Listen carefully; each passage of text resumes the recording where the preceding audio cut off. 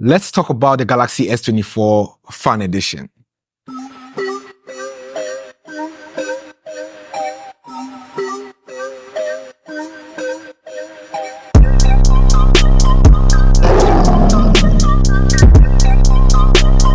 This is almost 100% identical to the Galaxy S24 Plus, but for less the price. Almost, but they did have to cut some corners to make it as different from the Galaxy S24 Plus as much as they could, which isn't a bad thing. For one, it's a 6.7-inch display, equally similar to what you get on the S24 Plus, has the premium design like you get on the flagships, similar camera sensor, same user interface, water-resistant capabilities, and even all the AI features you get on the flagships from the S down to the Z series. It however differs in these same similarities, and we'll explore that in this video. I'm Desi, and let's see what the fans get from Samsung. Let's begin by talking about the design. From the back, you hardly be able to differentiate between this and the main flagship S24 series, or even last year's S23 FE, because it continues with Samsung's new design language of simplicity and a vertical camera arrangement. It has a glass back similar to the S24 Plus, but not quite. It's a glossy back that's a fingerprint magnet, but you most likely will slap on a case, so there's no issue there. It is protected by Gorilla Glass Victus Plus on both the front and the back, protecting your device from scratches and light drops, whilst having durable aluminum frames with button placement at exactly where you'd expect. To the right of the device houses the power button as well as the volume buttons.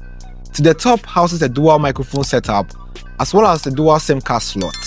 To the left, absolutely nothing, and to the bottom, dual microphones, a USB-C charging port, as well as a single speaker with another being found directly at the top of the screen, making this a dual speaker setup. Flipping it to the front, you get a 6.7-inch 120Hz AMOLED display, the biggest on any Samsung FE device, and if you do have big palms like I do, you should feel right at home, even though sometimes it does feel a handful. But hey, it's a big screen allowing you to do so much more. The screen can go as high as 1900 nits and is extremely usable in direct sunlight without having any issues. But it can't go as high as the S24 Plus, which has an LTPO AMOLED display. You do get a Galaxy S24 FE in different colors from the graphite I have right here, blue, mint, yellow, as well as grey. Just like other smartphones from Samsung in the past year or two, it has been a heavy integration in the Galaxy S24 FE. It has features like live translation for calls, note assist, generative edit, interpreter, and probably the most useful, which is circle to search. This isn't being left out as it's expected to keep receiving some of these major updates over the next couple of years, which is great. The Galaxy S24 FE is going to set you back a whopping $650, that's around 10,700 Ghana cedis, depending on where the dollar is. That's for the base storage option. But with this price, you do get a larger battery as compared to last year's S23 FE. It's a 4,700 mAh battery from my test and daily usage since last year, and it's been incredible and been able to last me an entire day easily. I've taken it to events, taken lots of videos and pictures, streamed videos and played games, and it's lasted even still having enough juice once I reached home. It supports 25-watt wire charging that should get you from 0 to 50 in around 30 minutes, which is fairly fast considering the battery capacity. It also supports 15-watt wireless charging, as well as reverse wireless charging. I really have no complaints during my usage. It's a battery that would easily last you an entire day on a single charge, dependent on if you're an extreme user. If you fall into that category, you might as well carry a power bank along. Now to the cameras. On paper, it's the same main camera sensor on the Galaxy S24 across all other accompanying sensors. So you do get a 50-megapixel main camera, a 12-megapixel ultra-wide, an 8-megapixel telephoto, and a 10-megapixel selfie camera, and I must say, they are impressive as they get. Let's take a look at some of the sample images. From the images, you can see clearly how vibrant and vivid colors are. The skies are not entirely as blue as they should be at the time I took these images, but are as vibrant and close to a representation of what you should expect. Greens pop out and aren't oversaturated, and hues are well balanced. No oversharpening. Tested portrait shots to test things like edge detection, and it did a really good job, I must say. It's able to focus really well on the subject whilst keeping the background blur and not spilling into the image. It does look very natural to the eye. It does perform really well in low light situation where there's minimum to no light available. With the addition of improved computational photography and AI features, I expected nothing less from this and it delivered as expected. Took some videos in both night and day and they look great in my opinion. What do you think?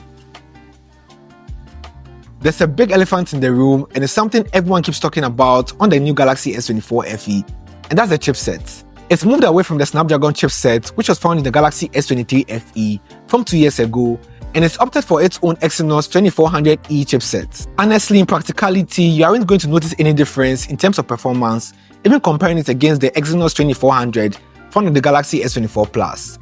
It's as snappy as you should expect with the One UI 6.1 software. Haven't experienced any bugs whatsoever.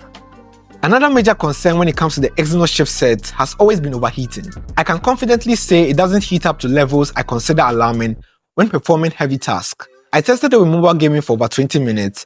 It did heat up, which is expected, but not at a level I consider as overheating, and it didn't affect the gameplay in any way. And I think this is partially attributed to the 11% larger vapor chamber included.